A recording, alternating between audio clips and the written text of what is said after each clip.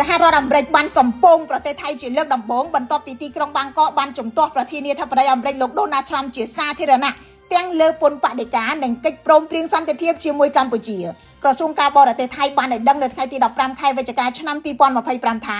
ទីក្រុងវ៉ាស៊ីនតោនបានជូនដំណឹងពីការសម្រេចផ្អាកការចរចាពន្ធបដិការជាមួយថៃនៅយប់ថ្ងៃទី14ខែវិច្ឆិកាអាមេរិកថាការចរចាដើម្បីរក្សាពន្ធ 19% នឹងបន្តឡើងវិញលុះត្រាតែរដ្ឋាភិបាលក្រុងបាងកកបដិញ្ញាចិត្តអនុវត្តសេចក្តីថ្លែងការណ៍រួមដែលខ្លួនបានចុះហត្ថលេខានៅទីក្រុងកូឡាឡាំពួរជាមួយកម្ពុជាកាលពីថ្ងៃទី26ខែតុលាឆ្នាំ2025ប៉ុន្តែភ្លាមក្រោយពីការសារភាពនេះលោកអនុទានប្រញាប់ចេញមកស្ដារមុខមាត់ថាអាមេរិកផ្អាកកិច្ចចរចានេះគឺមុនជំនួបតាមទូរស័ព្ទរវាងលោកនិងប្រធានាធិបតីត្រាំហើយពេលនេះការចរចាបន្តធម្មតាដោយលោកផ្អែកទៅលើអំណាចរបស់លោកនាយករដ្ឋមន្ត្រីម៉ាឡេស៊ីអាន់វ៉ាអ៊ីប្រាហ៊ីមក៏ប៉ុន្តែសហរដ្ឋអាមេរិកផ្ទាល់មិនបានបញ្ជាក់ផ្លូវការនៅឡើយថានឹងបន្តការចរចាជាមួយថៃគិតត្រឹមព្រឹកថ្ងៃទី16ខែវិច្ឆិកាមួយប្រណុងរបស់អាមេរិកនេះកើតឡើងបន្ទាប់ពីលោកអនុទានចង់សាកល្បងអំណាចត្រាំដោយសម្រេចចិត្តជួកិច្ចព្រមព្រៀងសន្តិភាពជាមួយកម្ពុជាជាឯកតោភាគីហើយលែងសម្ដីថាថៃមិនចាំបាច់រាយការណ៍ទៅលោកត្រាំ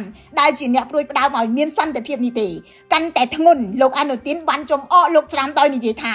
លោកមិនខ្លាចអាមេរិកដាក់សម្ពាធពន្ធនោះទេហើយបើថៃមិនអាចលក់ទំនិញឲ្យអាមេរិកបានថៃនឹងរកទីផ្សារផ្សេងសម្រាប់ថៃដែលជាសម្ព័ន្ធមិត្តសន្ធិសញ្ញាក្រោមកិច្ចការពារសន្តិសុខជាតិដោយអាមេរិកការប្រឆាំងអាមេរិកកណ្ដាលទីបែបនេះស្ទើរតែមិនធ្លាប់ឮពីមុនមកវាមិនខុសពីការទះលោកត្រាំមួយដៃនៅចំពោះមុខពិភពលោកនោះឡើយទីក្រុងបាងកកបានសម្ដែងការខកចិត្តដោយទទូចថាអាមេរិកមិនគួរលាយឡំពាណិជ្ជកម្មជាមួយនឹងសន្តិសុខព្រំដែនឡើយប៉ុន្តែអតីតអនុរដ្ឋមន្ត្រីការបរទេសថៃ Ross Charlie Chandra បាននិយាយថាថៃគួរតែបន្ទោសខ្លួនឯងហើយថាពាក្យសម្ដីរបស់លោកអនុទាននេះហើយដែលធ្វើឲ្យថៃរងគ្រោះពេលនេះចំនួនព្រំដែនកម្ពុជាថៃបានរីករាលដាលទៅជាការសាកល្បងអំណាចនយោបាយថៃហ៊ានជំទាស់អាមេរិ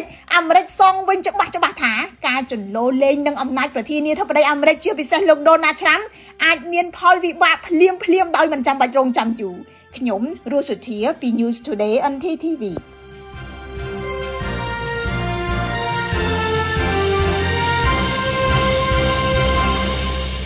សាកលវិទ្យាល័យឯកទេសនៅកម្ពុជា CUS មានឱកាសទៅសិក្សាបន្តជាមួយសាកលវិទ្យាល័យដៃគូបរទេសសាស្ត្រាចារ្យមានសមត្ថភាពខ្ពស់និងបទពិសោធន៍ជាច្រើនឆ្នាំមានសម្ភារៈសិក្សាទំនើបមានដៃគូក្នុងស្រុកនិងក្រៅស្រុកជាជាង500ក្រុមហ៊ុន